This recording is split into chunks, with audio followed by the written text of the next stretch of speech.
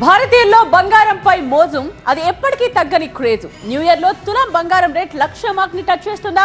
Trump రాక రూపాయి బలహీనత పసడిని పరుగులు పెట్టిస్తాయా లేక గోల్డెన్ డేస్ కంటిన్యూ అవుతాయా? 2024 చివరి రోజున ఇయర్ ఎండ్ లో బంగారం రేటు స్వల్పంగా తగ్గి పసిడి ప్రియులకు గోల్డెన్ న్యూస్ అందించాయి. హైదరాబాద్, విజయవాడ, గుంటూరు, ప్రొద్దుటూరు, బెంగళూరు, ముంబై ప్రాంతాల్లో 22 క్యారెట్ల 10 గ్రాముల బంగారం ధర 71,100 ఉంది. ఇక 24 క్యారెట్ల 10 గ్రాముల గోల్డ్ రేట్ 77,560కి తగ్గింది. క్రితం ధరలతో పోలిస్తే 10 గ్రాముల బంగారం ధర వరుసగా రూపాయలు, 440 రూపాయలు తగ్గింది. న్యూ ఇయర్ లో గోల్డ్ రేట్లు పెరుగుతాయని అప్పుడే అంచనాలు కడుతున్నారు. 10 గ్రాముల గోల్డ్ రేట్ 90,000ను టచ్ చేస్తుందని, 1,00,000 కూడా దాటిపోతుందని ఇలా రకరకాల ఊహాగానాలు చేస్తున్నారు. దీంతో పసిడి ప్రియులు బెంబేరెత్తిపోతున్నారు. అయితే అంత భయపడాల్సిన పని లేదంటున్నారు గోల్డ్ అనలిస్టులు. జనవరి ఎండ్ దాకా బంగారం రేట్లలో పెద్దగా మార్పులు ఉండకపోవచ్చంటూ గోల్డెన్ న్యూస్ చెప్తున్నారు. If it's family, it has to be home. If it's home, it has to be Aparna. Saluting the spirit of every couple's sacrifice to build their dream home.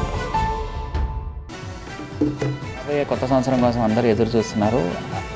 దాంతోపాటు బాగా అందరికీ ఇంట్రెస్టింగ్గా ఉండే టాపిక్ ఏంటంటే gold ధరలు ఎలా ఉండబోతున్నాయి, ఇది ఇంకా పెరుగుతుందా, నెక్స్ట్ మనం ఏం చేయాలి, కొత్త సంవత్సరంలో ఎలా ఉండబోతోంది అని చాలామంది ప్రశ్నలు అడుగుతున్నారు. సో ఇప్పుడున్న పరిస్థితుల్లో అయితే కనుక గోల్డ్ ఇలాగే ఇంకొన్నాళ్ళ పాటు ఇలాగే ఉంటుంది. వచ్చే నెల జనవరి ఎండింగ్ వరకు కూడా గోల్డ్ ఇదే రేట్లో అటు ఇటుగా ₹100 అటు ఇటుగా తిరుగుతూ ఉంటుంది. అయితే జనవరి 20న అమెరికా అధ్యక్షుడిగా ట్రంప్ ప్రమాణ స్వీకారం చేశాక గోల్డ్ రేట్స్ పెరుగుతాయా?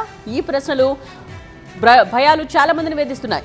ట్రంప్ నెగిటివ్ నిర్ణయాలు తీసుకుంటే బంగారం రేటు మళ్ళీ భగ్గుమంటాయా? దీనికి నిపుణులు ఏమంటున్నారో చూద్దాం.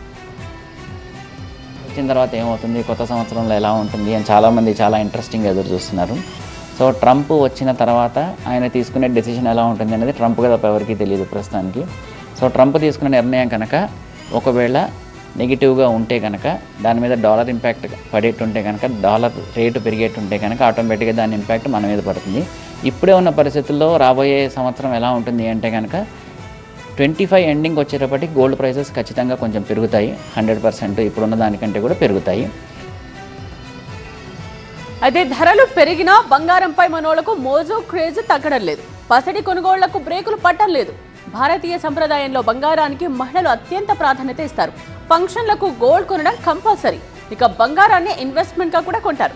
కష్టకాలంలో ఉపయోగపడుతుందని చూస్తారు. ఓ అంచనా ప్రకారం America, Germany, Italy, France, Russia దేశాల్లో ఉన్న మొత్తం బంగారం నిల్వలను కలిపి చూసినా మన భారతీయ మహిళల దగ్గర ఉన్న బంగారం నిల్వల కంటే చాలా చాలా తక్కువే. ఇతర దేశాల్లో ఎంత బంగారం, దీనికి సంబంధించిన వివరాలు కూడా చూద్దాం.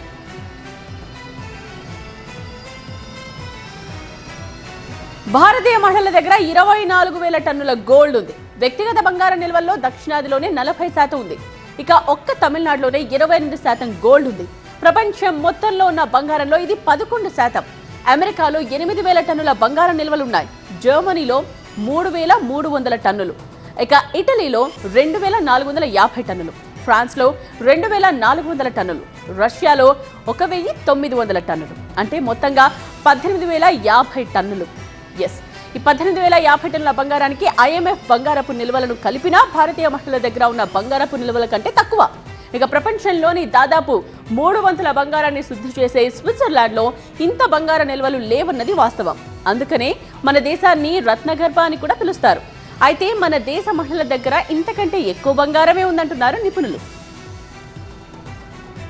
ఇప్పుడు మనం చూస్తే కనుక చారిత్రాత్మకంగా కూడా భారతదేశంలో బంగారపు నిల్వలు చాలా ఉన్నాయి. నిల్వలు అంటే ఇక్కడ మనం మాట్లాడుకోవాల్సింది ఏంటంటే హౌస్ హోల్డ్ నిల్వలు, లేడీస్ దగ్గర కానీ లేకపోతే సేవింగ్స్గా దాచిపెట్టుకున్న నిల్వలు చూస్తే కనుక మీరు ప్రపంచంలో అతిపెద్ద దేశాలైన 7-8 దేశాలను కలుపుకుంటే కూడా మన దగ్గర ఎక్కువ ఉందని ఒక రికార్డ్ అయితే ఉంది. కాకపోతే అది అఫీషియల్ అన్అఫీషియల్ మనకి తెలియదు.